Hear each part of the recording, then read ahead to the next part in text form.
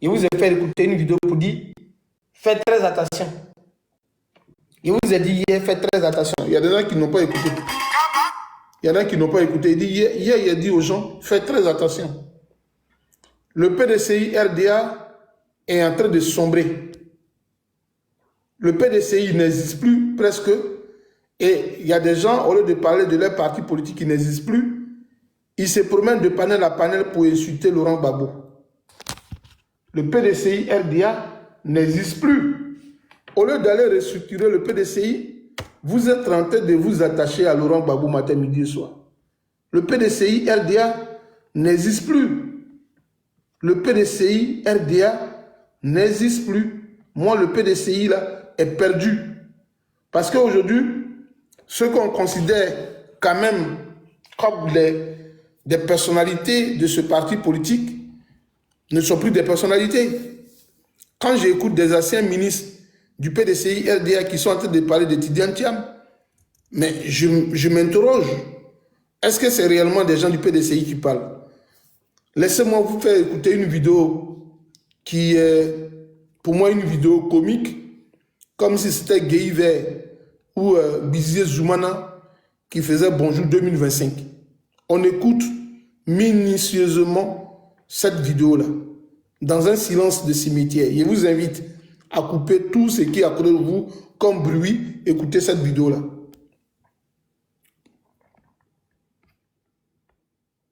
Il joue dans les grands clubs, il joue dans l'hiver, dans le parti. Je voudrais être clair. Dans le parti, chacun a son rôle.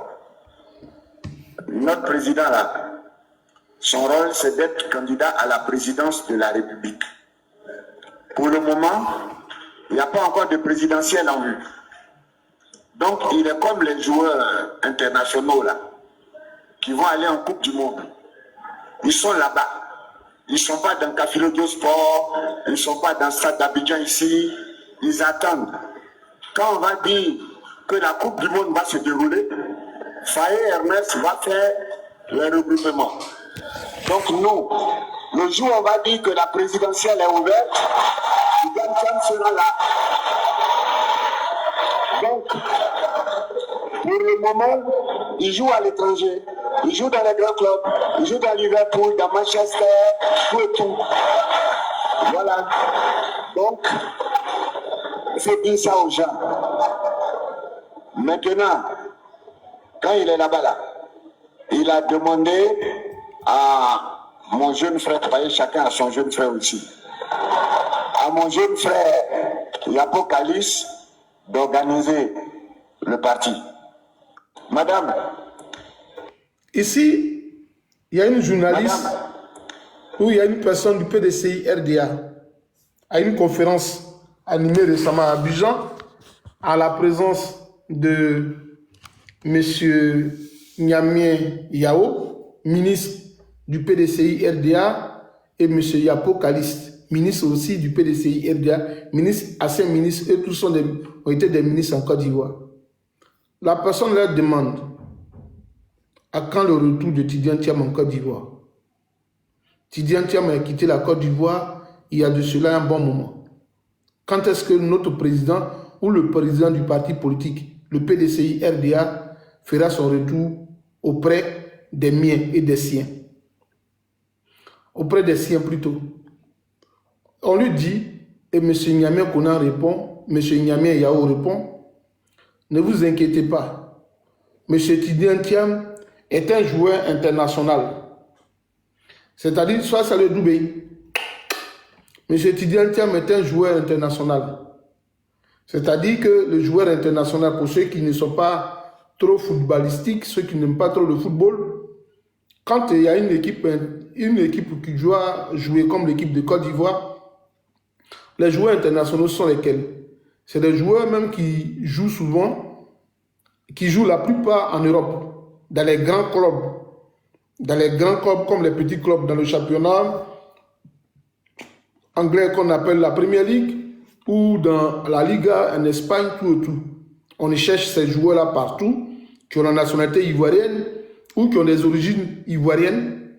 Et puis, on laisse les joueurs d'ASEC, les joueurs d'Africa Sport de SCF Isia, Isia Wazi et consorts, FC Bokanda, on les laisse de côté et puis on dit bon, on va prendre les meilleurs joueurs. Et puis eux là, ils ne viennent qu'au pays, ou bien ils portent le maillot du pays lorsqu'il y a ce qu'on appelle les rencontres internationales. Par exemple, quand vous prenez le joueur, le gardien qui a pris les buts, de manière bizarre là, à la CAN, là, comment il s'appelle? Lafont. C'est Lafont, non? Quand tu demandes à Lafont en Côte d'Ivoire, tu viens d'où? Ton village est où? Tu as joué où? Où est la jeunesse de son village? Tu connais où? Est-ce que tu connais en Côte d'Ivoire qu'il y a problème d'eau? Est-ce que dans ton village, il y a l'eau là-bas? Ouais, Alba Lafont. Alba Lafont ne connaît pas la Côte d'Ivoire. Bien vrai qu'il soit un joueur international ivoirien, mais il ne connaît pas les réalités d'Abidjan. Lui-même, tu vas lui montrer le garba, il va te dire, mais c'est quoi ça? Comment ça se mange? Tu vas lui dire, c'est du placali, il va te dire, mais le placali se mange comment? Tu vas lui dire, non, le placali ne se mange pas à la cuillère. C'est-à-dire qu'il faut l'accommoder aux réalités du terrain. C'est-à-dire qu'il faut le cultiver encore, il faut lui donner encore de culture, comme on dit bonjour. Peut-être s'il voit un BT, il ne connaît pas. Donc, c'est comme ça qu'on traite M. Tidiane Thiam. On vous dit que ici, les cas du PDC disent que Tidiane Thiam il ne viendra pas à côté de vous. Il ne sera pas avec vous. Si Alassane fait de la misère aux Ivoiriens, il ne sera pas là. Si Alassane fait ce qu'il a envie de faire aux Ivoiriens, s'il a envie de faire, qu'est-ce qu'il peut dire encore? Si les loyers sont chers en Côte d'Ivoire, on ne paye pas le cacao. On ne paye pas les VA. On expulse les Ivoiriens. On déguerpit les Ivoiriens. Qu'on ne parte pas à l'école. Qu'on met des gens en prison. Mais lui, il va venir simplement quand ils vont dire il y a élection en Côte d'Ivoire. C'est là que Tidiane Thiam va descendre en Côte d'Ivoire pour compétir aux élections présidentielles. C'est-à-dire que Tidiane Thiam, là, d'après EPDCI, lui, il est prédestiné qu'à devenir président de la République de Côte d'Ivoire. Et lui, il verra devenir simplement compétir lorsqu'il y aura donc comment on appelle la présidentielle en Côte d'Ivoire. Sinon, tous les autres problèmes là, il ne sera pas là pour les dénoncer. Ça, c'est le PDCI, ça. Ça, c'est un parti politique. Et puis, c'est ces militants qui sont les plus grands gueulards sur les réseaux sociaux. Allez voir votre parti politique, ce qui se passe. Moi, quand on parle comme ça de mon leader, mais c'est un déshonneur. Toi, tu peux être président de parti politique et puis par procuration, tu n'es pas là et puis les gens vont lutter. Toi, on va te donner le PDCI et tu vas le diriger. Mais si ce n'est pas le côté tribal et que M. Tidiane Thiam, ses seules compétences au PDCI, c'est qu'il est le petit-fils du Fouet-Boigny. D'après vous, entre guillemets, moi je ne vais pas discuter de sa nationalité, mais c'est un héritage. Parce que c'est dans l'héritage, simplement, on peut dire, dans nos us et coutumes en Afrique, il a un garçon. Moi, au village, on dit ça, mes parents disent ça.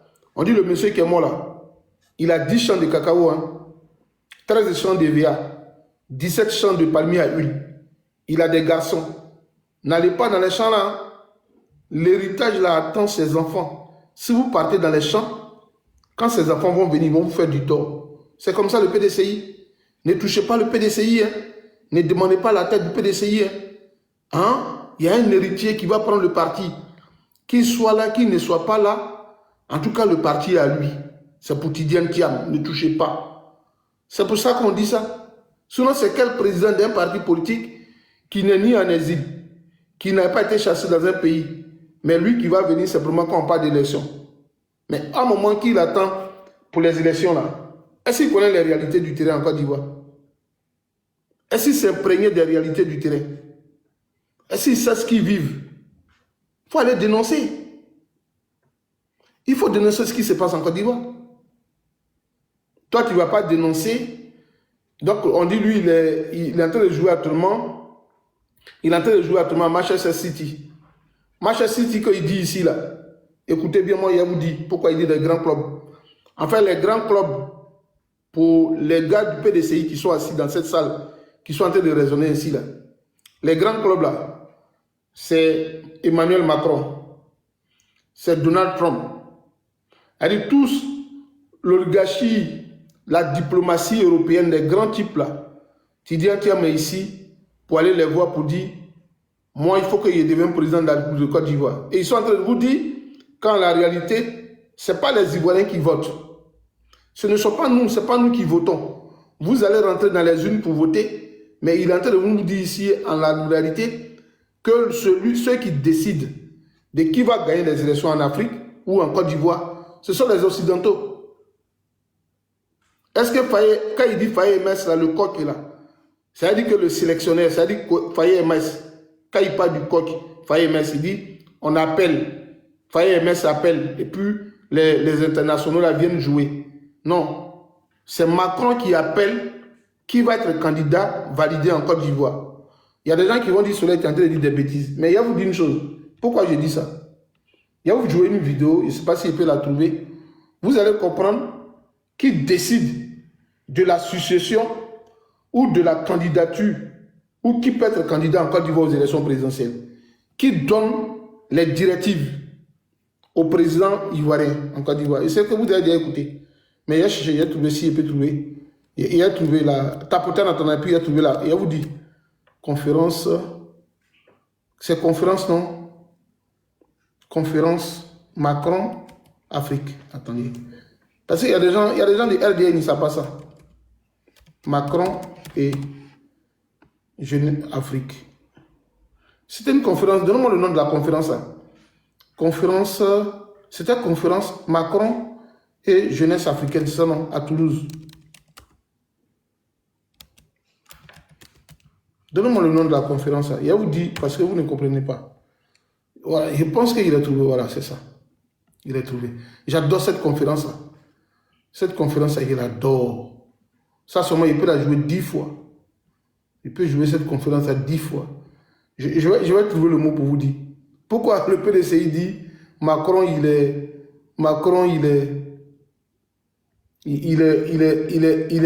comment on dit, il est à l'international. Mesdames, Messieurs les ministres. Non, c'est pas ça. Monsieur. Non, il faut qu'il trouve la conférence. On dirait que c'est celle-là. Attendez. Tapotez le live. Tapotez le live. Il n'y avait pas préparé la vidéo, donc je vais mettre. Édition dans une politique de prédation à l'égard de l'Afrique. Cette relation, elle puisse aussi être dite dans son indignation et ce qu'on appelle, nous, cette dictature. De refuser de collaborer de tout ça. Mais encore une fois, je demandais au président. Deuxième cas, le cas du Tchad. Le Tchad, c'est une situation très... Poursuivez. Y compris. La Guinée. Pardon, mais qu'est-ce qui s'est... Je vais parler de la... Écoutez bien, hein. Vous allez comprendre qui choisit le président en Afrique. Et surtout dans les pays africains et francophones. Et écoutez bien. Donc, j'ai noté Tchad, Guinée, Côte d'Ivoire, Mali. On va y aller. Congo, d'accord.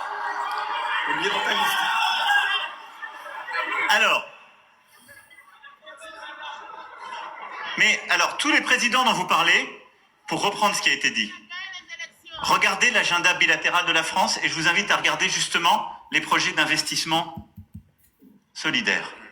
Ce sont tous les pays où nous avons bougé des gouvernements aux ONG ou à la société civile de manière drastique. Après, il y a plusieurs pays qui ont des cas différents. Le troisième mandat dans votre pays, je l'ai condamné avant, au moment de l'élection, après. Je l'ai condamné publiquement dans toutes mes déclarations. Non mais, alors après, qu'est-ce que je pouvais faire? Je ne vais pas faire d'intervention ou d'ingérence, vous l'avez très bien dit vous-même, et vraiment, moi j'ai rien à reprendre à ce que vous avez dit. Et on a ensuite beaucoup réduit la coopération de gouvernement à gouvernement pour la remettre vers des ONG, des associations et autres, ce qu'on a fait à chaque fois. Sur le coup d'État, comme vous avez pu le noter, on a soutenu la position de la CEDEAO et de la région. Deuxième cas, le cas du Tchad. Le Tchad, c'est une situation très différente. Le Tchad, on est dans une situation où un président se fait tuer et où la Constitution prévoit une transition qui a proposé le candidat. Et donc, il a été dans une circonstance un peu exceptionnelle que vous avez vécue. France reste militairement parce que c'est une demande. On appelle ça juste de la clarté et de l'honnêteté. ces situations ne sont pas comparables, ce ne sont pas les mêmes. Sur le Mali, enfin. Au Mali, en exercice de l'UA, le président Tshisekedi, c'est une transition, pas une transition en engagement. Mais la France a été très claire dans la demande qu'il y avait de transition. Et parce que, en 2013, quand le président Hollande... Attendez.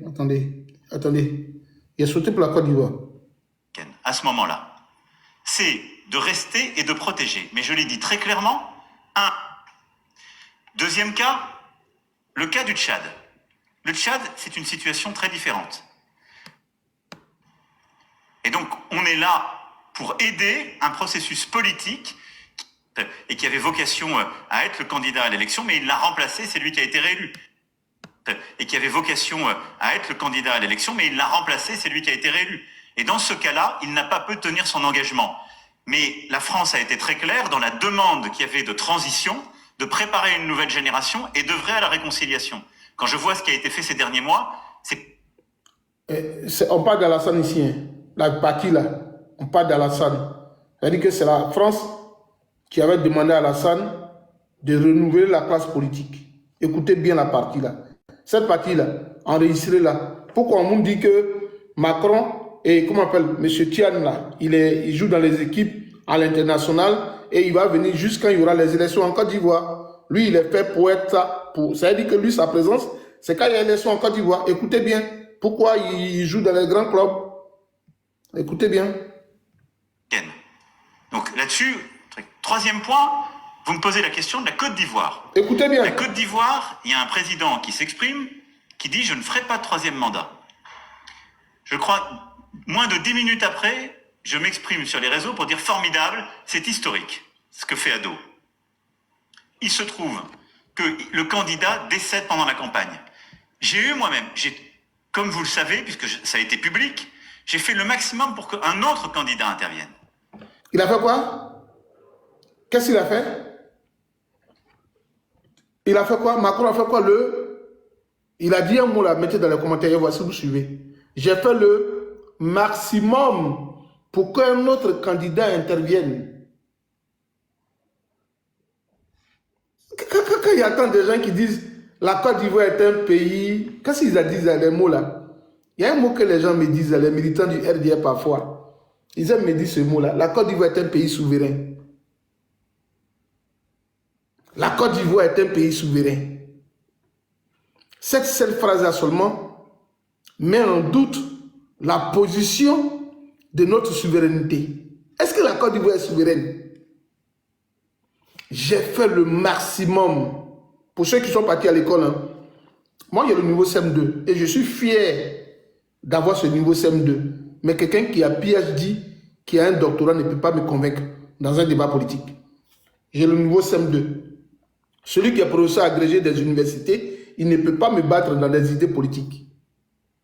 Quand on dit j'ai fait le maximum, j'ai fait le maximum. Il y a le minimum et il y a le maximum. Il n'a même pas fait le minimum. Mais il dit j'ai fait le maximum. C'est-à-dire j'ai tout fait. J'ai tout dit. J'étais presque même épuisé. J'ai fait le maximum pour qu'un autre candidat intervienne. On est souverain? Même si De Wilton a mis ce soir maximum. Mais De Wilton, si votre candidat ne va pas au pays, mais ceux qui sont fait le maximum pour qu'il aussi, il aille aux élections présidentielles de 2030. C'est pas moi qui le dis, De Wilton. Quand on écoute cette vidéo-là, ça veut tout dire. Écoutez la vidéo d'un président du PDCI RDA. Bonjour mon frère. Écoutons les dires d'un cadre du PDCI RDA. Donc il essaie de faire des liens de causalité, des corrélations. Pourquoi le président d'un parti politique ne vient pas au pays? Et puis on dit, lui il est comme un joueur international. Donc il joue dans les grands clubs. Au moment opportun des élections, lui viendra. Quand le sélectionneur va appeler. Mais qui est le sélectionneur? Quand vous venez d'entendre la phrase de monsieur Macron, que j'ai fait le maximum pour qu'un autre candidat intervienne, dans cette histoire-là, quand vous écoutons le discours du président, d'un ministre du PDCI, et vous allez mettre le nom du sélectionneur. Vous allez mettre le nom du sélectionneur après. Ok? Vous allez mettre le nom du sélectionneur après. Je voudrais être clair. Dans le parti, chacun a son rôle. Notre président, là, son rôle, c'est d'être candidat à la présidence de la République. Pour le moment, il n'y a pas encore de présidentielle en vue.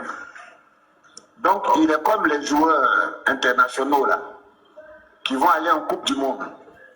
Ils sont là-bas. Ils ne sont pas dans Café Sport, ils ne sont pas dans le stade d'Abidjan ici. Ils attendent. Quand on va dire que la Coupe du Monde va se dérouler, Faye Hermès va faire le regroupement. Donc nous, le jour où on va dire que la présidentielle est ouverte, Tidiane Thiam sera là. Donc, pour le moment, il joue à l'étranger, il joue dans les grands clubs, il joue dans Liverpool, dans Manchester, tout et tout. Voilà. Donc, il faut dire ça aux gens. Maintenant, quand il est là-bas, là, il a demandé à mon jeune frère, voyez, chacun a son jeune frère aussi, à mon jeune frère Yapocalis d'organiser le parti. Madame, je voudrais être clair. Dans le parti, chacun a son rôle. Notre président, là, son rôle, c'est d'être candidat à la présidence de la République. Pour le moment, il y a... Qui est le Faye Hermès? Vous avez entendu, non? Le sélectionneur va appeler. Qui est le sélectionneur? C'est la question que je voulais vous poser. Ici, là.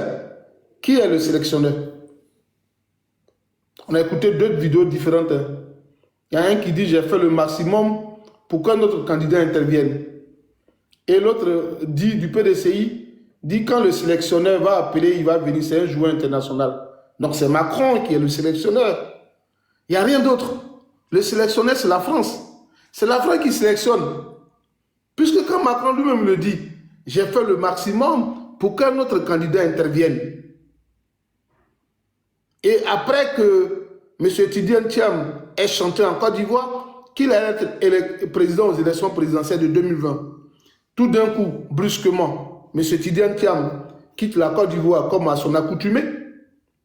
Il s'exile, il prend lui-même, il se réfugie en France, son pays, parce qu'il est français, pas parce qu'il n'a plus la nationalité française, qu'il n'est pas français.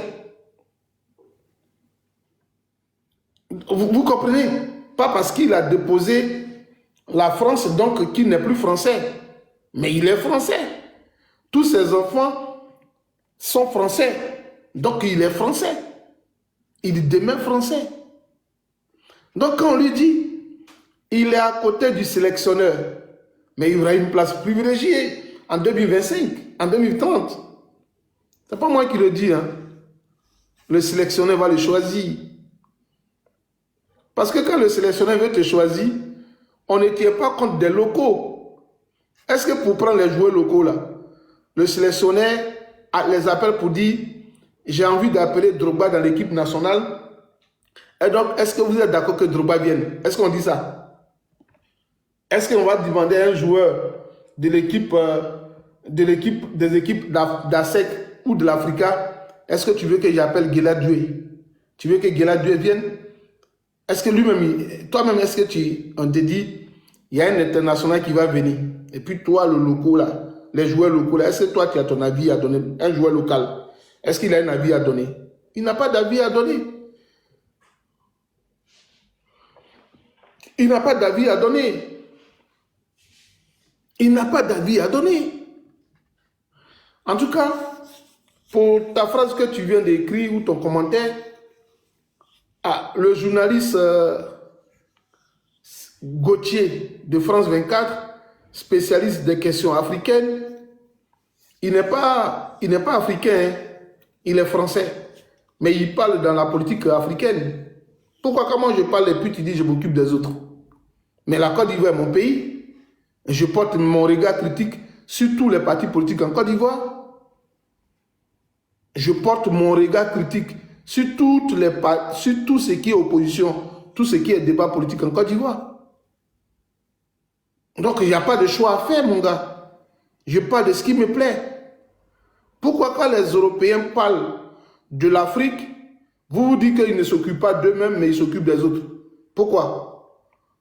Mais quand Alassane, hier, je t'ai vu dans une position où tu défendais la position d'Alassane par rapport aux attaques dans l'AES, tu as dit que les gens de l'AES, là, ils font des choses infondées. Mais quand Alassane prend le micro pour dire « Je vais aller faire la guerre au Niger pour installer Bazoum », tu ne dis pas à Alassane pourquoi il s'occupe des autres. Pourquoi vous êtes comme ça même? Pourquoi vous voulez que toujours on parle de vous? Toi, tu n'es pas offusqué, tu n'es pas gêné que Alassane Draman Ouattara dise qu'il va attaquer le Niger avec un bataillon de près de 1000 personnes. Tu ne lui dis pas, mais président, la Côte d'Ivoire n'est pas encore ressurée. Pourquoi tu peux aller t'attaquer à un autre pays? Mais quand c'est moi je parle là, ça te fait mal. Mais quand toi tu es sur des panels et puis tu parles du PPACI là c'est logique. Moi je ne parle pas à des personnes qui ne s'assument pas. Hein. Moi je suis venu sur la toile là. Je garde mes amitiés. Gbagbo n'est pas mon papa ni ma maman donc pour dire que je vais réagir autour de cas quand on parle de lui. Mais non.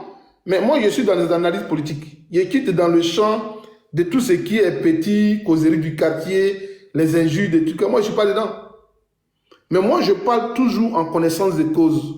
Quand je te réponds, ça veut dire que j'ai un argument au-delà de ce que tu considères comme posture, comme ce que tu défends. Ta thèse là, moi, je la déconstruis. Je m'occupe des autres au lieu de m'occuper de mon parti politique. Mais mon parti politique là, il est quand même souvent léché sur les panels où, aujourd'hui, pour un panel qui a visibilité, il faut parler de Laurent Gbagbo. Matin, midi et soir, vous ne parlez pas de Gbagbo. Le dernier défaitiste, le monsieur le plus sage qui a quitté son parti politique hier, qui a fait de la brachiation, la théorie de la brachiation ou l'expression brachiation, c'est la vie du singe qui part de branche en branche. GPS et RADP, PDCI, PPACI, tant. Moi, je ne suis pas dans la brachiation des idées. Je ne fais pas de la transhumance politique. Donc, je peux m'attaquer aux autres partis politiques, mais je n'insulte pas. J'éclaire au moins la lanterne d'aucun, de plusieurs personnes. Je me suis investi comme celui qui dénonce les choses. Je dis une chose. Comment le président d'un parti politique peut être absent ou dans ce qu'on appelle une posture d'absentéisme, loin des réalités du pays, et lui, il viendra que seulement quand il y a des élections au pays. Ça aussi, on ne peut pas parler de ça. Mais si c'était Laurent Gbagbo qui était hors de la Côte d'Ivoire, et puis on disait qu'il est le président du PPACI, vous allez parler matin, midi et soir. Mais c'est quel président de son parti qui ne vient jamais au pays, il est toujours à l'étranger, mais on parle de vous. Votre candidat est traité d'un joueur international. Lui, il ne viendra qu'au pays quand il s'agira des élections présidentielles. Ça, c'est un débat. C'est une thèse même. Ça peut faire objet de dissertation d'un sujet. Non, moi, je n'ai pas envoyé quelqu'un, je ne parle pas dans ce qui se passe avec mes modérateurs. Si mes modérateurs décident effectivement de faire, libre arbitre à eux de faire. Moi, je suis quelqu'un de principe libéral, principe démocratique. Si j'ai nommé des personnes modérateurs, je les considère, donc je les appelle modérateurs. Donc, ils décident de faire ce qu'ils ont envie de faire, ce qui les dérange. Moi, je ne parlerai pas en public à mon modérateur, oui, mais pourquoi tu as bloqué telle personne, pourquoi tu as fait telle chose. Je leur ai donné libre arbitre d'agir, pas parce que je les ai nommés modérateurs que je sois décidé de leur vie, mon gars. Donc, moi, je ne regarde même pas quand on a muté ou on a bloqué quelqu'un. Moi, je ne regarde pas ça. Moi, je parle. Je m'intéresse plus au sujet lui-même. Mais je tiens à dire une chose. Si c'était le PPACI qui avait dit que Laurent Gbagbo n'est pas là, bon, vous dites qu'on s'occupe de vous, alors que la dernière fois, moi, je vous ai vu parler, monsieur. La dernière fois, Laurent Gbagbo, son parti politique a décidé que Laurent Gbagbo reste à la tête de son parti au Congrès. Les gens ont décidé. Vous êtes parti sur des panels avec tonton rouge à lèvres, tonton maquillage, tonton la chemise rose. Vous êtes parti dire, Gbagbo est vieux, pourquoi il est toujours le président de son parti politique? Vous êtes parti accompagner ses arguments, non? Mais pourquoi vous ne parlez, pour vous, là, on dit, il ne vient pas au pays. C'est un joueur international. On a c'était. Pas plus qu'hier, vous étiez en train de dire, mais pourquoi Gbagbo est resté à la tête du PPACI? Il avait dit qu'il partait à la retraite, mais pourquoi il est là? Donc si on parle de vous aujourd'hui, là, ça vous dérange. Vous voyez comment vous êtes bizarre? Vous avez des comportements bizarroïdes. Tout ce qui est bizarre, on peut dire bizarroïde. Et moi, je ne comprends pas cette attitude bizarroïde de vous. Parce qu'en réalité, elle installe ce qu'on appelle l'incongruité. Et vous êtes tous imperméables à la réalité des choses. Et donc, moi, je parle. Vous avez des troubles, des personnalités, des TDAH. Vous avez des tocs en politique. Moi, je ne parle pas aux gamins. Hein. Moi, je suis focus sur des choses. Et quand vous avez dit ça hier, en ce mois, moi-même personnellement, je suis sorti, je vous ai demandé quand est-ce que Bédié est devenu président du PDCI RDA? Donnez-moi la date des élections où Bédié a pris la tête du PDCI RDA. Que si vous me montrez la date où Bédié est devenu président du PDCI RDA à l'issue des élections, moi, je supprime mon compte TikTok. Et je vous ai dit, donnez-moi les conditions d'élection de M. Tidiane Thiam à la tête du PDCI RDA. Montrez-moi les élections où Tidiane Thiam est devenu président du PDCI RDA, où il a fait les passations de charges avec Bédié. Si vous me montrez cette vidéo-là, j'allais vous montrer la vidéo où Laurent Gbagbo a eu quand même confrontation avec quelqu'un. Mais vous, au PDCI, vous n'avez jamais fait d'élection de passation de charges avec quiconque, mais c'est vous qui voulez donner une leçon politique au PPACI pour dire que Gbagbo est fatigué, Gbagbo doit partir. Mais je vous ai demandé hier, depuis la succession des présidents au PDCI RDA, il y a eu quelle élection? Merci Étoile du Canada. Il y a eu quelle élection? Si vous me montrez l'élection, moi je vous montrerai les élections au PPACI. Quand j'ai dit ça, je vous ai couillé le bec. Parce que moi j'ai le niveau CM2. Mais quand je parle, c'est quand même intelligent que ceux qui ont le niveau PhD++, ceux qui ont bac plus 10 là, je les mets calm down. Je fais shut up your mouth. C'est ça qu'on est dans le shut tapping the mouth. Moi quand je parle, c'est shut up your mouth. Tu ne peux plus parler. C'est le high level politique. C'est le niveau plus gradué. Great level. On vous dit des choses, vous vous promenez sur les panneaux, vous parlez. Il dit, contrairement à Bédié, qui est parti en exil, étant président du PDCI RDA en 99, contrairement en exil par le biais de M. Arikona Bédié, un mandat international a été lancé contre M. Alassane Dramane Ouattara, et ils avaient été contraints, c'est-à-dire une contrainte. Ça a été des méthodes coercitives. Ils sont restés donc en exil, comme Laurent Gbagbo. Aujourd'hui, Soro Guillaume est en exil aussi. Voilà, voici des politiques qu'on a connus en Côte d'Ivoire qui, de manière officielle, ont eu des mandats d'arrêt internationaux ou des mandats de recherche. Mais Tidiane Thiam, là, on dit c'est un joueur international. Il va venir quand il y aura les élections en Côte d'Ivoire. Dites-moi, est-ce que M. Tidiane Thiam est placé sous mandat d'arrêt international? Est-ce qu'il y a eu un mandat qui a été lancé contre lui? Est-ce qu'il y a un mandat aujourd'hui contre lui? Hey, les gars, nous on a fait CM2, mais on est intelligent. Dites-moi s'il y a un mandat d'arrêt international contre Tidiane Thiam. Il n'y a pas de mandat d'arrêt international contre lui. Tidiane Thiam attend celui-là pour lui donner le pouvoir. C'est-à-dire, lui, on lui dit, calme-toi. J'ai déjà fait le maximum pour 2020. Alassane n'a pas accepté. En 2025, il est venu me voir.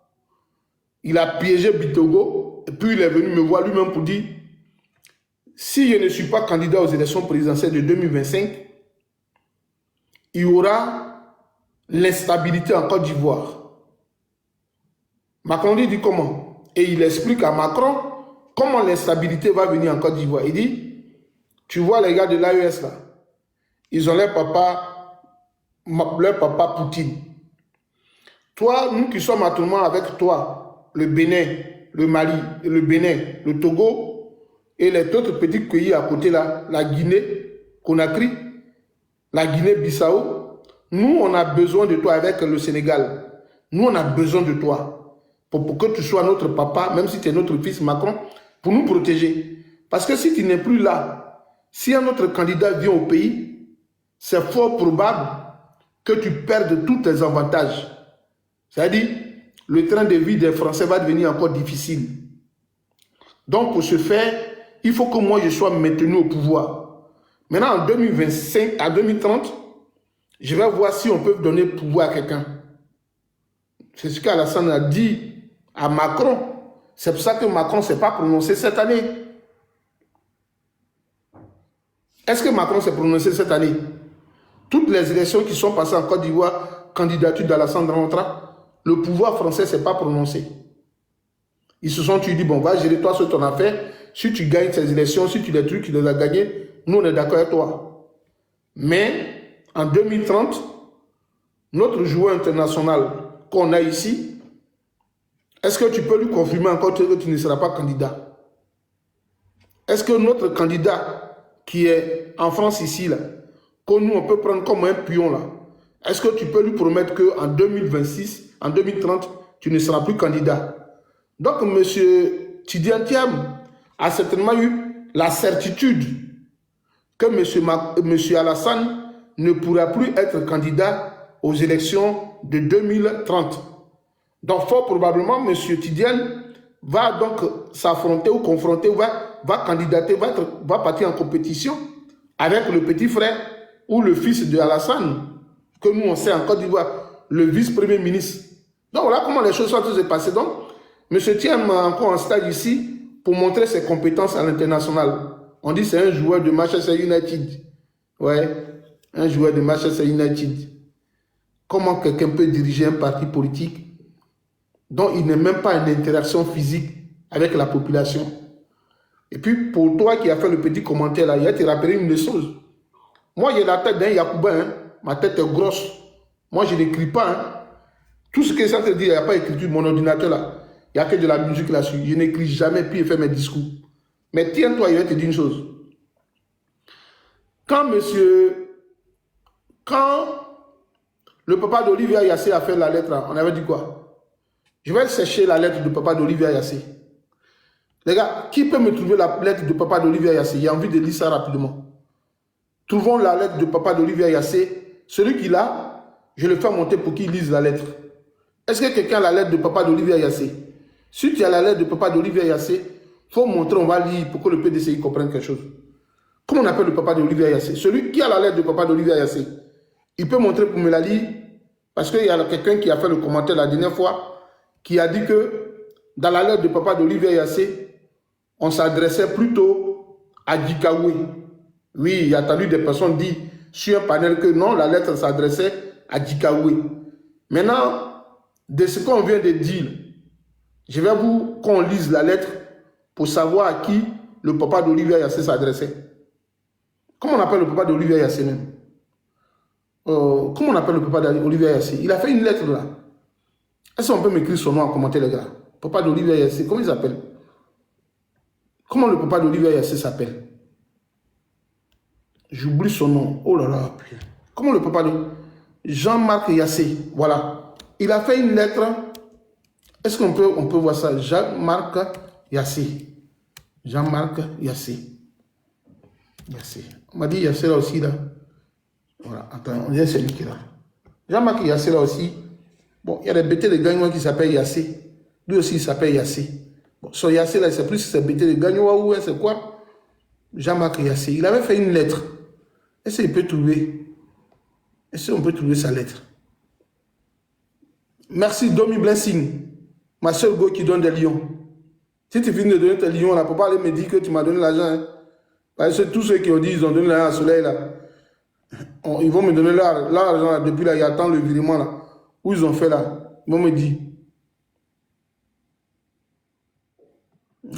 Si tu finis de me donner Lyon là, pour pas le dire aux gens que tu m'as donné Lyon là. Si tu dis ça aux gens là.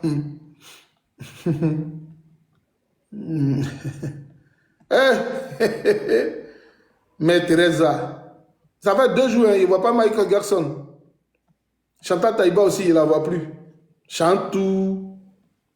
Ah, il ne trouve pas la lettre de M. Yassé. Bon, on m'a envoyé une partie de la lettre de Yassé.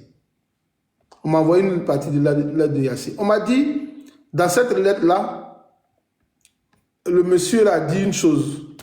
Il dit le PDCI RDA ne peut pas être dirigé en étant... Le PDCI s'est fait... L'aide du PDCI s'est fait, il a dit en présentiel. Il dit que le PDCI RDA là, pour diriger le PDCI, on n'a pas besoin de quelqu'un qui est loin. Pour diriger le PDCI, on a besoin de tous sur le terrain. C'est pas moi qui le dis. C'est le monsieur qui a dit ça, monsieur Yassé. Attends, il y a une seule là qui est sur le panel qui m'a envoyé cette lettre là. Attends, il y a la lettre. Il va pas te prendre. Non, moi il te prend pas sur mon lèvre. Hein. Tu vas saigner. Comme tu es là, il va bêter le PDCI RDA ce matin. Et maintenant, qui? Il est rentré dans vous ce matin. Et puis ça sera doux. Tu vois, tu sais qu'il n'insulte pas. Moi, il n'insulte pas. Hein. Mais moi, on m'avait envoyé la lettre du PDCI là. On m'avait envoyé ça. Est-ce qu'on peut m'envoyer juste la petite partie où il a parlé de présence là? Ah là là, il ne trouve pas la lettre. Bon, il ne trouve pas la lettre, c'est pas grave. C'est pas grave. C'est qui ça, Soleil? Non, je n'ai pas de la lettre de... Comment on appelle? Attends. Il n'y a pas de la lettre de... De la lettre de Yassé là, Yassé.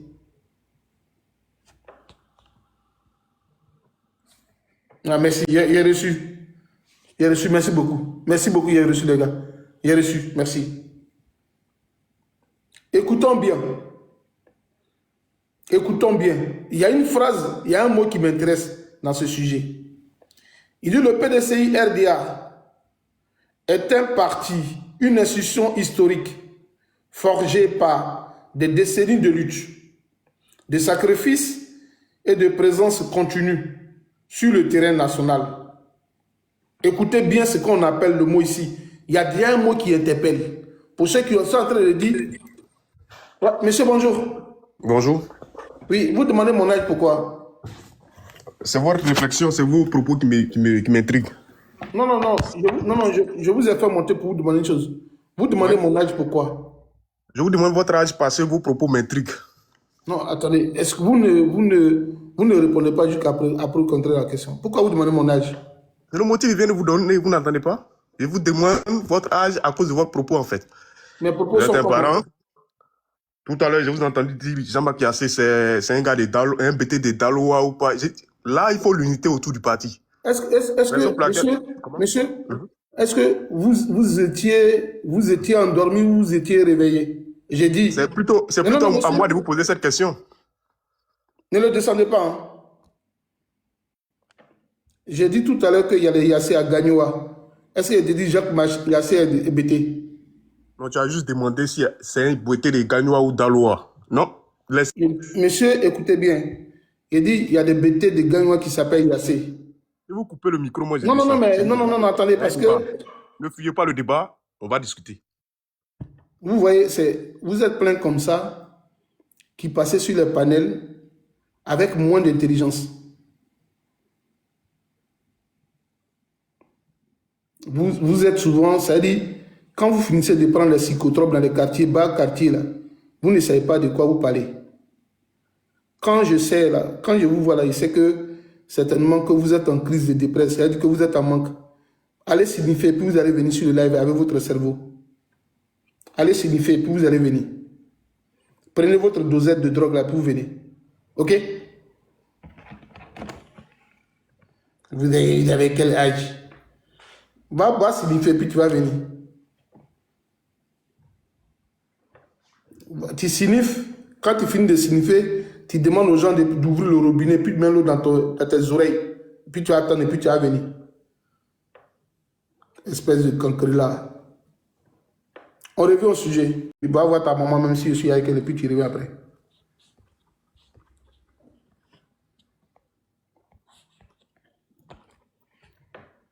Donc, le monsieur nous dit ici, le PDCI RDA est un grand parti, une institution historique forgée par des décennies de lutte, de sacrifices et de présence continue sur le terrain.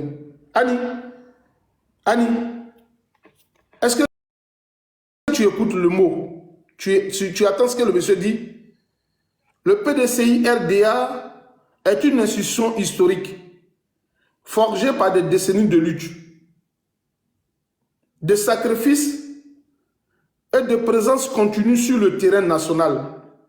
Bon, écoutez, pourquoi M. Yassé et Jacques Ewo et le maire de Port-Boué et Oumou ne veulent pas de ce PDCI-là? Écoutez bien pourquoi Yassé a écrit cette phrase-là.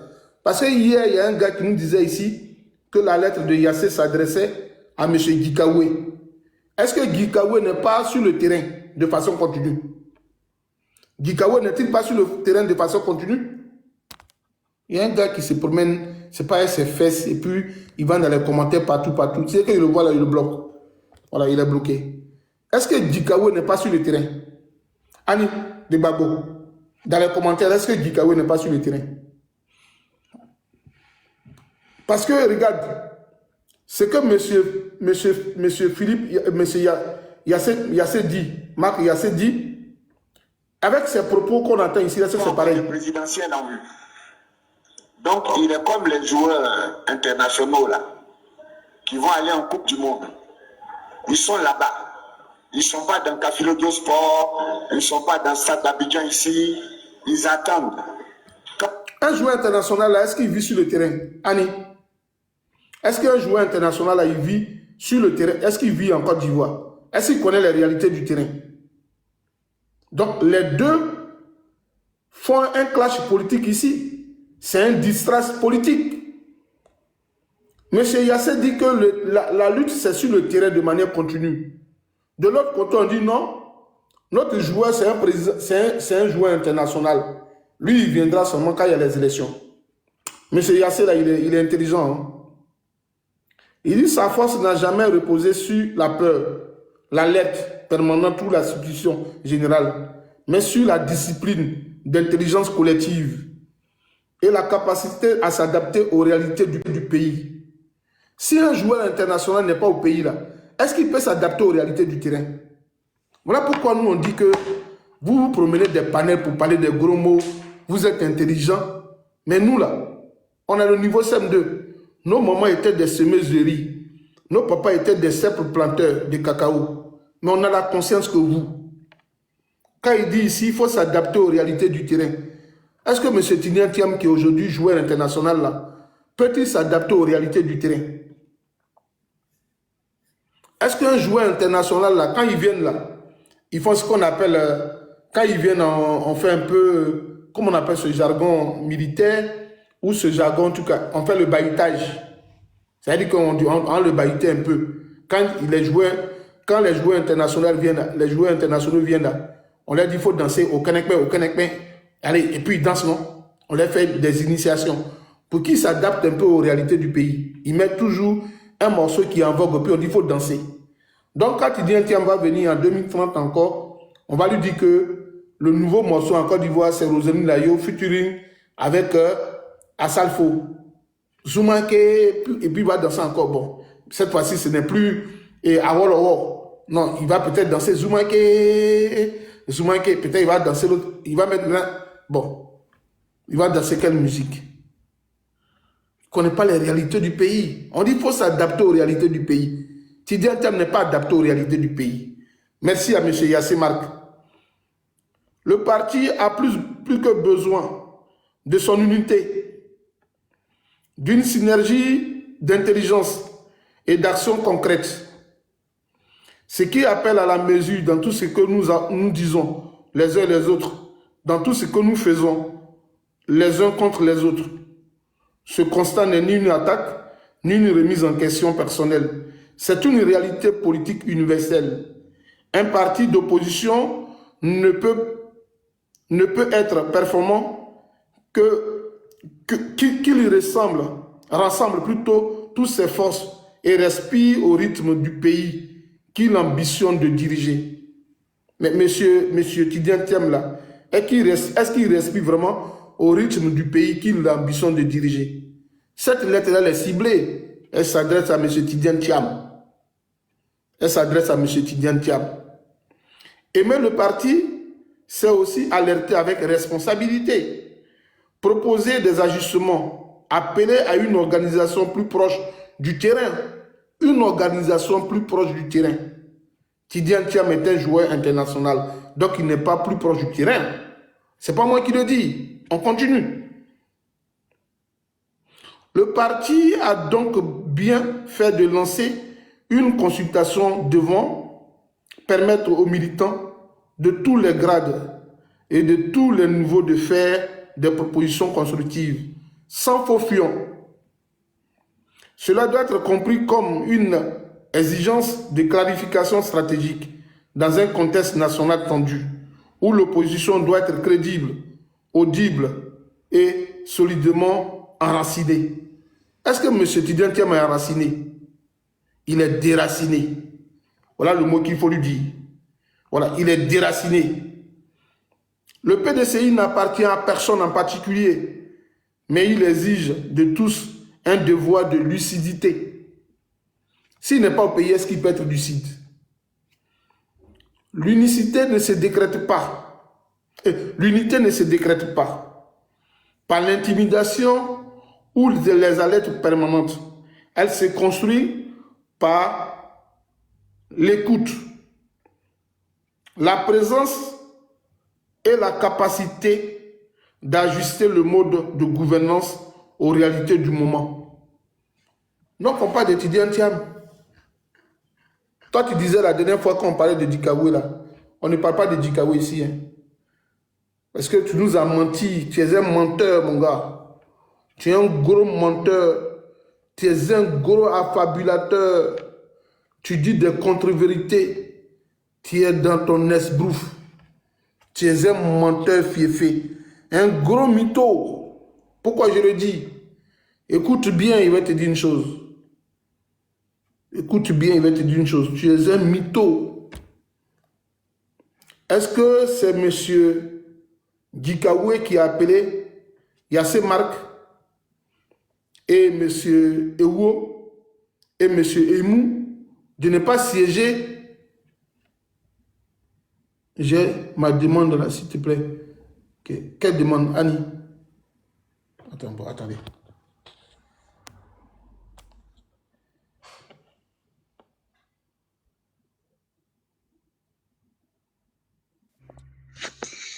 Je suis fatiguée d'écrire en bas pour répondre à tes questions, donc je préfère rester en haut là. Quand tu poses la question, je réponds. D'accord. Merci. Il a fermé mon micro, César. Désolé. Désolé, le micro était fermé. Je vous pose une question. Il dit, est-ce que Dr Sylvestre a gagné les élections de députation cette année? Est-ce qu'il a gagné? Est-ce qu'il a gagné les élections? Je pense pas, hein, je pense pas. C'est quoi, celui de la mairie là? Oui, et où là? La mairie de Port-Boué là? Oui, est-ce qu'il a été député? Non, je pense pas qu'il ait gagné la députation, je pense pas.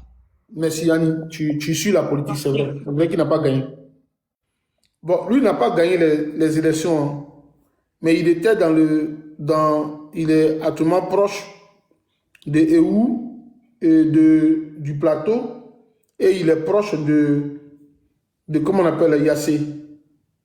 Bon, les Yassé et puis EU là, dit qu'il ne veut pas siéger ils ne veulent pas siéger comment on appelle, dans le groupe parlementaire du PDCI. Bon, est-ce que c'est Dikawe qui les a appelés? Disons-nous la vérité. Est-ce que c'est Dikawe qui les a appelés?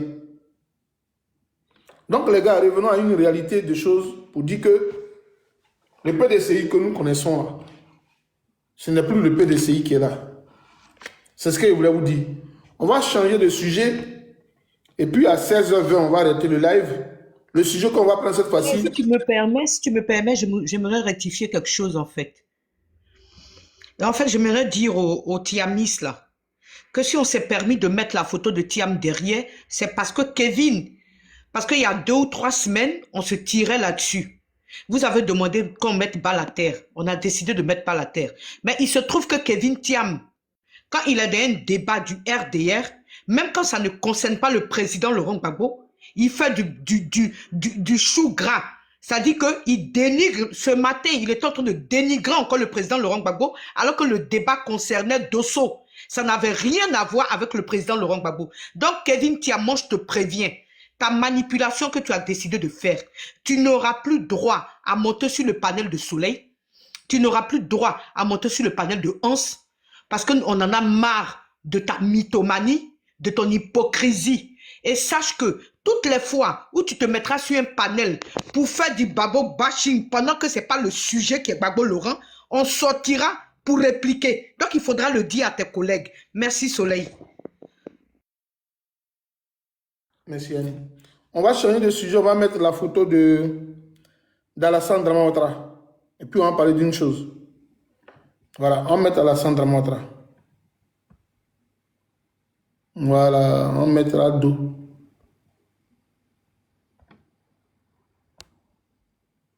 Non, là, on ne le voit pas bien. Attendez, est-ce que là, on le voit bien? On ne le voit pas, non? Est-ce que là, on voit Alassane? On ne le voit pas. Attendez, j'ai choisi une bonne photo. On ne le voit pas. Tu peux bien le positionner, s'il te plaît. Voilà, Voilà, c'est bon, c'est bon.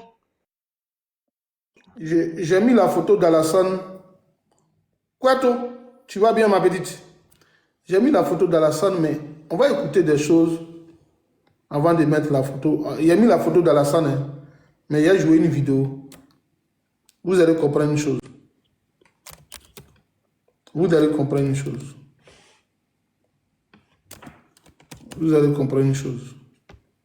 Je mets cette vidéo-là et puis on écoute. On écoute une chose. On va écouter. On va écouter. On écoute. J'ai pas mal à la tête. On écoute, hein.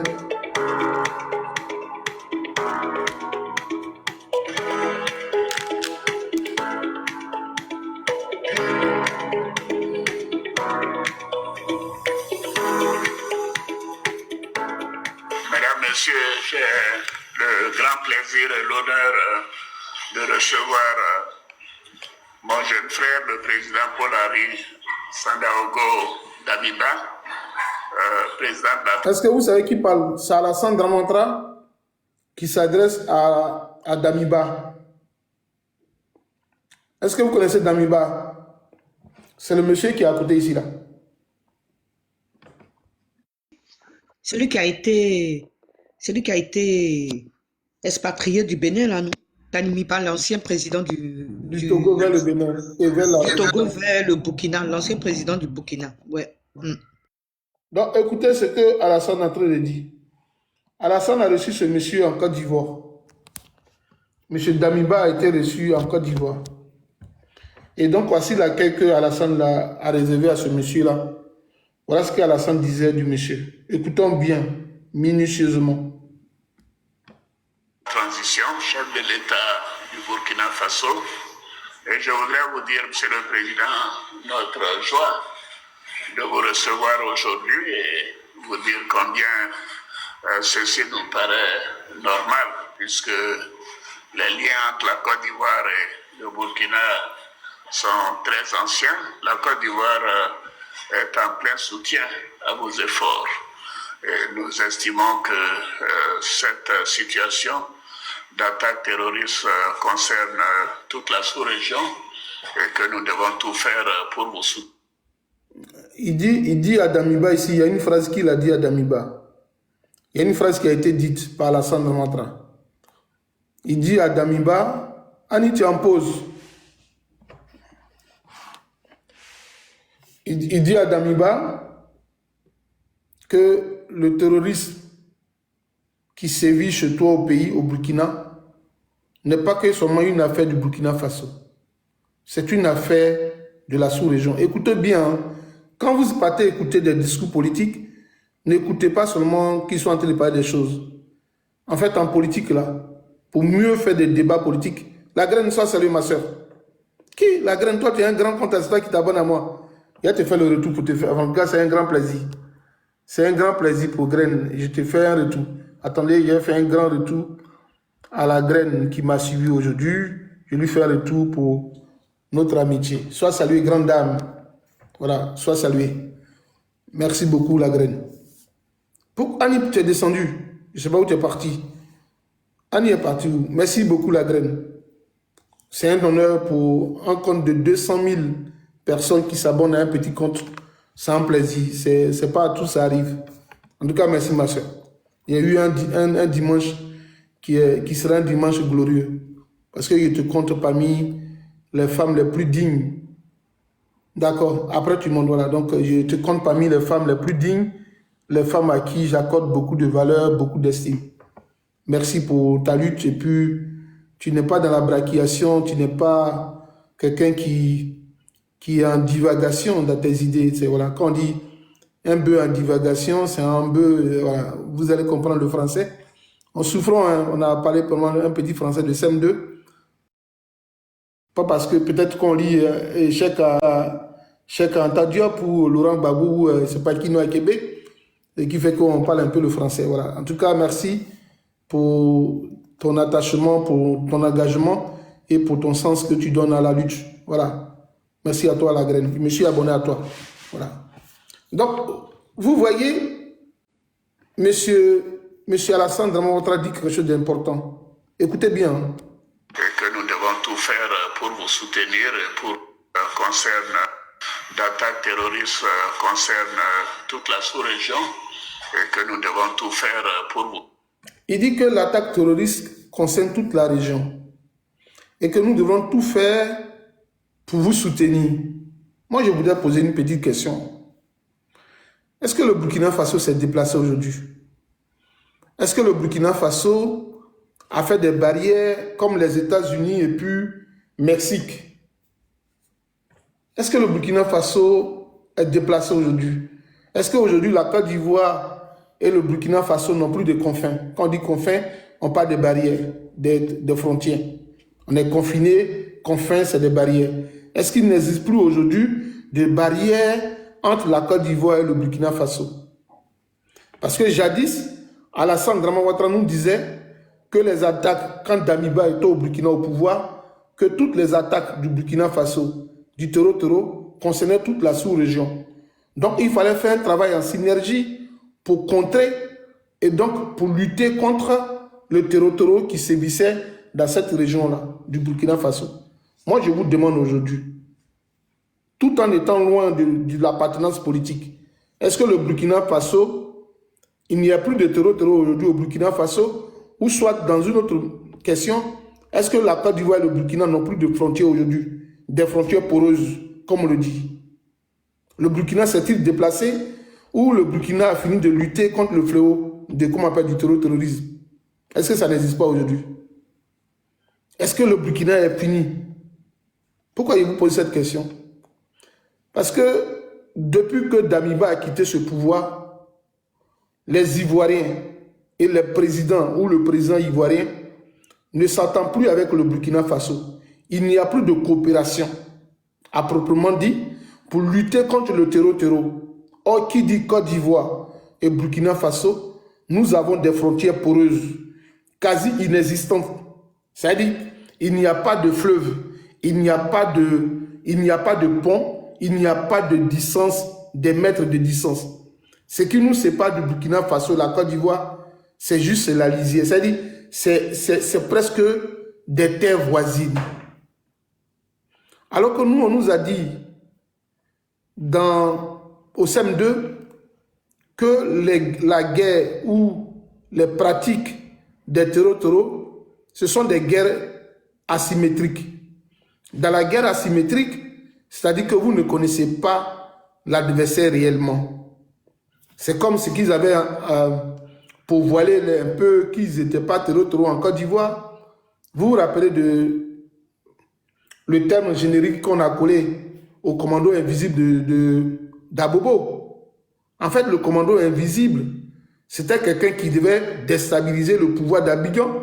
Mais le mot invisible, pas parce qu'il disparaissait, parce qu'ils avaient employé des méthodes de guérilla, des méthodes de terreau pour attaquer, c'est dissimuler au sein de la population et de faire des attaques sporadiques.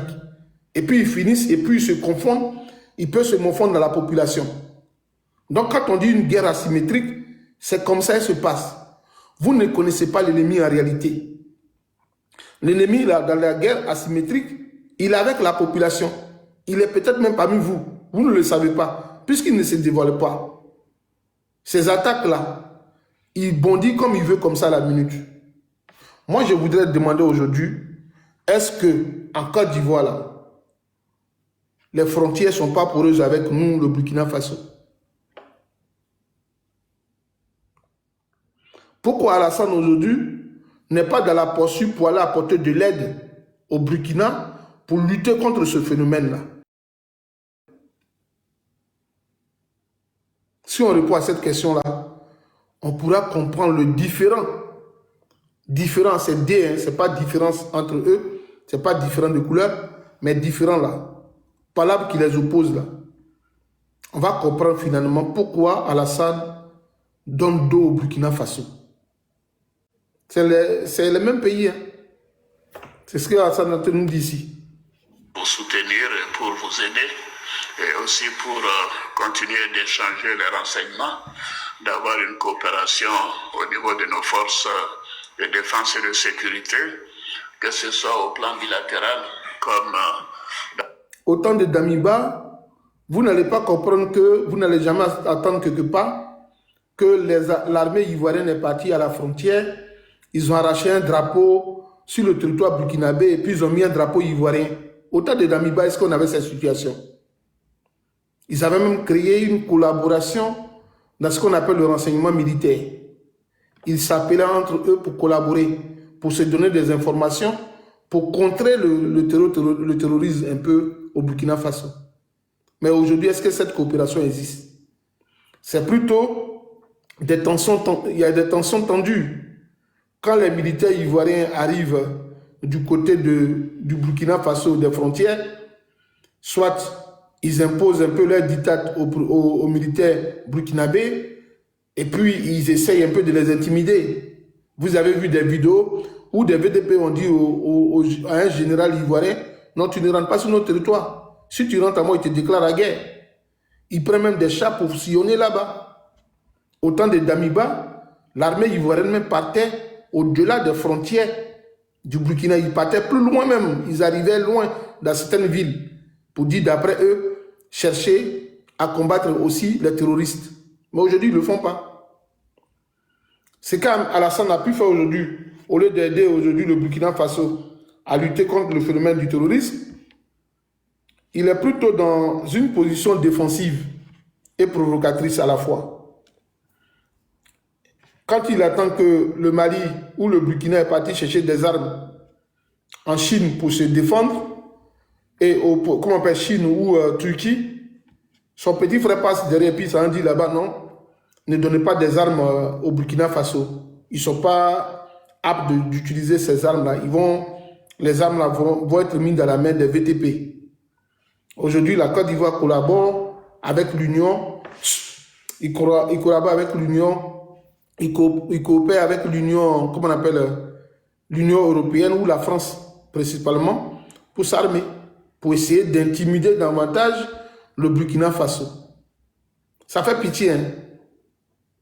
Et puis nous tous, on est là, on rit, on parle, on ne pleure pas. On est là, on rit. Mais moi, je tiens à toujours dire aux gens, et ça, je l'ai dit à maintes reprises depuis que j'ai pris la parole sur les réseaux sociaux. Le terrorisme, là, il n'y a pas de frontières. Les terroristes que vous voyez là, il n'y a pas de frontières entre eux et puis la Côte d'Ivoire. Et il n'y a pas d'amitié avec eux. On ne les loge même pas. C'est des gens là. C'est comme disaient les médecins en termes de cancer. Il faut faire une prise en charge précoce. Eux, les terroristes là, il faut les éradiquer de manière précoce. Dès que tu sais leur présence sur ton territoire, il faut les éradiquer. C'est-à-dire il faut les éliminer. Pour même pas penser à demain. Pour ne pas penser à leur amitié. Parce que eux, ils n'ont pas d'amis. Qu'est-ce qu'ils peuvent faire pour semer le désordre, la terreur là. C'est ce qui est leur motivation. Il y a un journaliste qui l'a dit. Et quand il finit de dire ça, quand Damiba était au pouvoir, il ne disait pas ça. On va voir le nom du journaliste. Wassim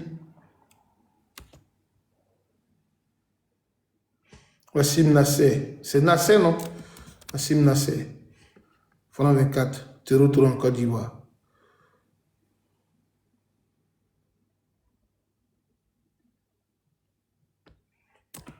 Présence des terroristes en Côte d'Ivoire. Attendez. Les gars, on tapote parce qu'il est fini bientôt. Dans 5 minutes, il est fini. Hans, je ne sais pas si tu es là. Je ne sais pas tout pas. Hans.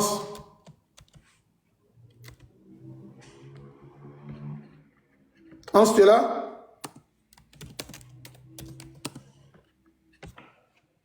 On va écouter ce qu'il va dire.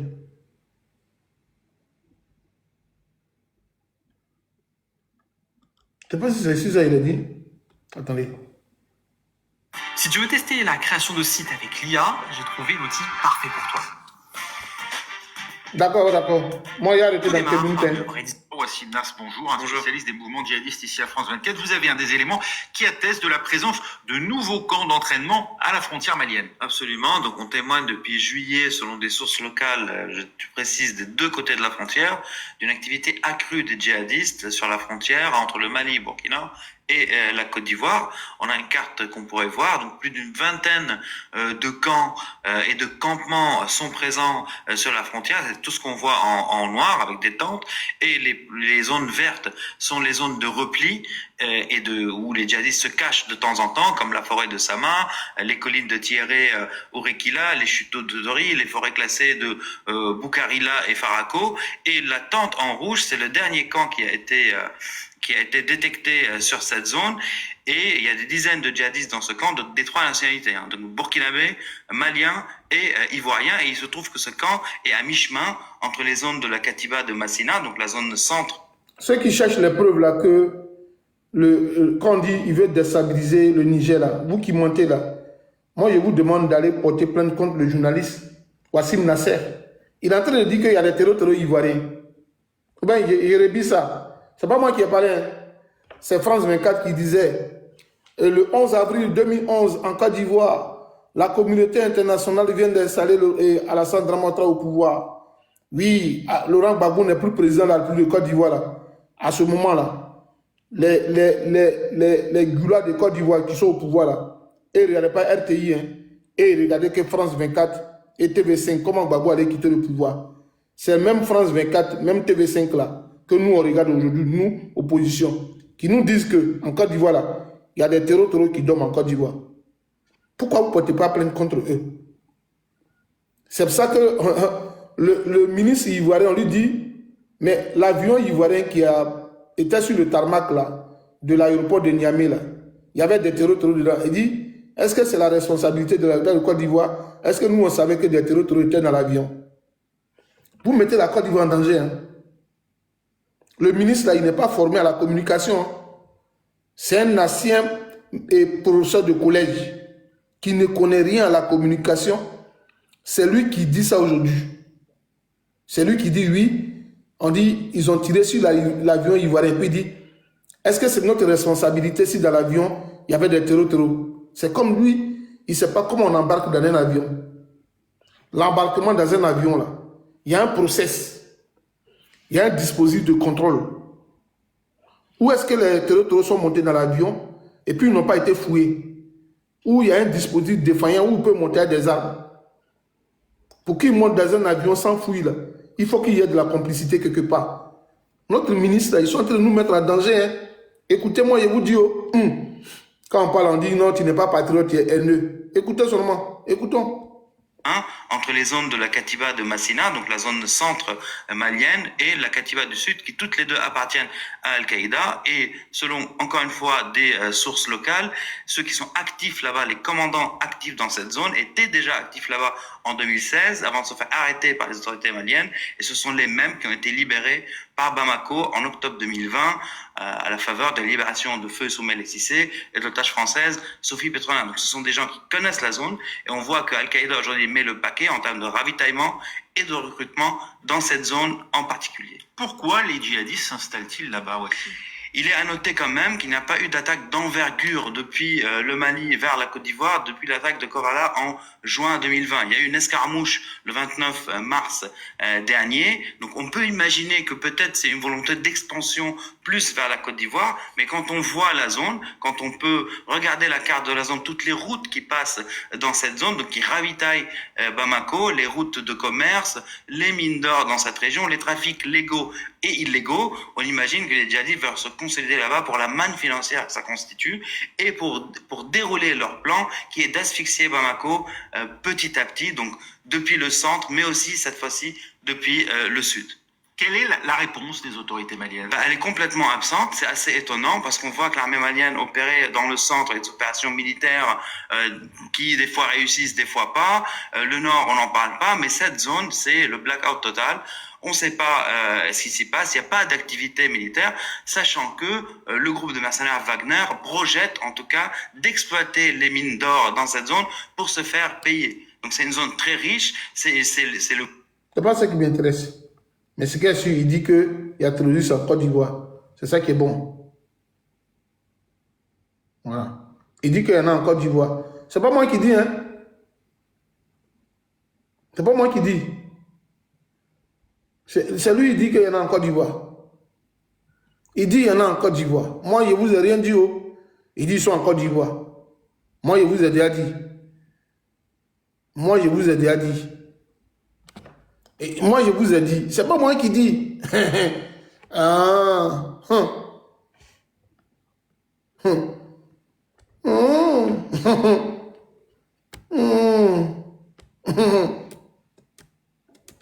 C'est pas moi qui dis, oh. C'est le monsieur là qui dit ça. On vous dit une chose, vous êtes là matin, midi et soir, vous parlez comme vous voulez. Vous parlez seulement, vous pouvez parler. Quand vous voulez parler, vous voulez parler. On vous dit qu'ils sont chez nous en Côte d'Ivoire.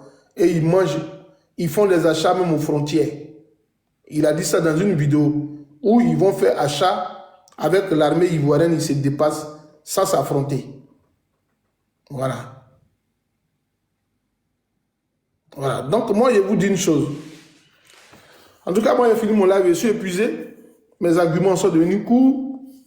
On va aller plutôt chez...